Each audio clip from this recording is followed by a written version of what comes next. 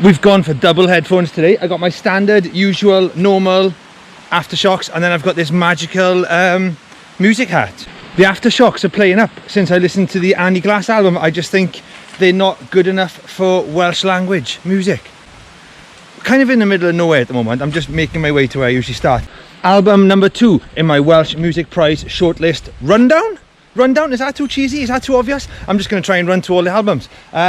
This one is Colorama and the album Chaos Wonderland. I haven't heard it. I don't think I've heard Colorama before. I know the name, but I know very little about them. So first listen and 34 minutes I think of running through mud. Here we go then. First song is called And the watch is on, the music's on, and we're off, come on. Ooh, the headphones have decided to stop working again, so we are relying on the music hat. I'm enjoying these 60 vibes. It's nice. This is so kind of like classic sounding. I'm really surprised. I don't know. It sounds like a really established band from the past. That was such a typical album opener, you know? It could have been on something by the Small Faces. I'm gonna be honest with you. I don't know. I just don't know how I feel about this. It just seems to be like an anomaly. It just doesn't sound like anything that's been released now. I don't know. That's not a bad thing, but I don't know. It's like listening to Radio 2 while being in work. Like the playing and stuff on it is amazing. Absolutely amazing.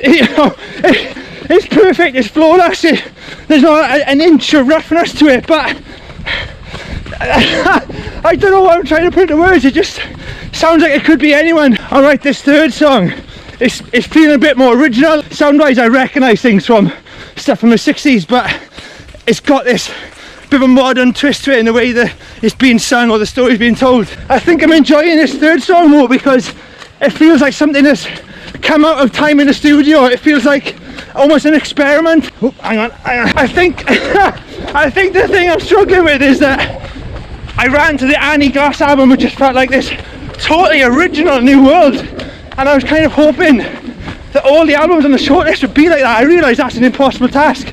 I just need to enjoy this for what it is. It's not new, and there's nothing wrong with that. People love stuff like this, but in terms of being shortlisted for an award, I don't know. It's like shortlisting River Island for a fashion award.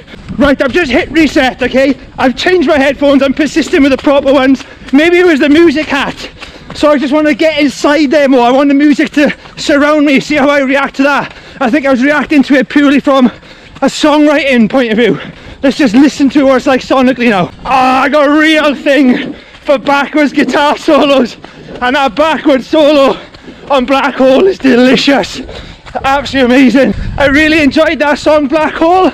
It was a bit nasty, which was cool, but kind of kicked me out of the comfort zone to listen to this. You're not talking about black holes in space. You're talking about a person as a black hole, someone who sucks all the life out of you and is quite negative and never satisfied. I like it. That's rock and roll. This song is called Crossville, and there's some beautiful horns just came in there, and I'm getting a lot of flavours. Feels like I'm being taken on a tour around the world, and listen to this song, I can just picture myself on holidays. It's really lovely.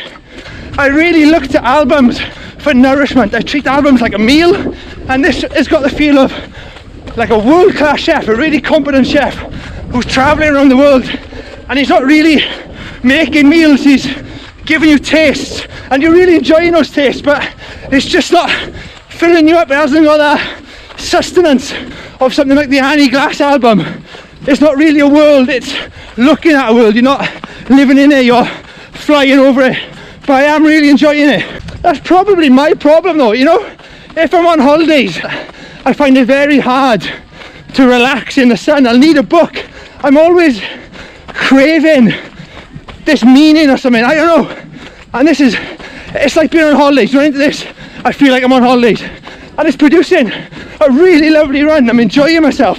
I think in terms of it being nominated for the Welsh Music Prize, I think the quality of it is that it really gives you a sense of missing home. So in a way, it's a really Welsh album because it makes you long for home.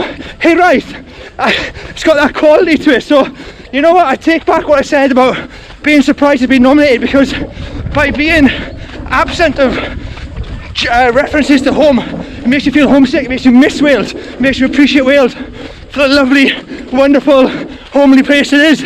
And now, just like that, it's all clicked and I'm really enjoying it. I'm realising that it's a really Welsh album by making me feel like I'm away from Wales. And that's, it's just clicked and it's just beautiful, brilliant, perfect pop songs. Love it, I love it.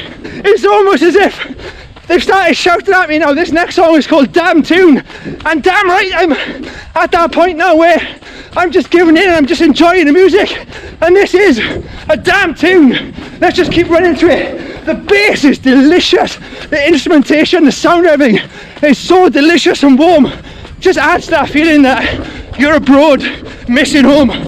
You know what, something remarkable is being done with this song Damn Tune. Is, I mean, instrumentation wise, it could be a #1 single if you had someone like Robbie Williams singing it, but the singer is managing to ride on top of that perfection and add something that's really rock and roll, quite groovy, quite nasty, amazing.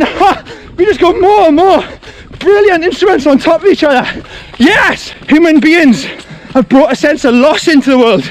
You know, without us here, if it was just animals and trees, there would be no idea that things die, things move on. That's all down to us. We bring a sense of loss.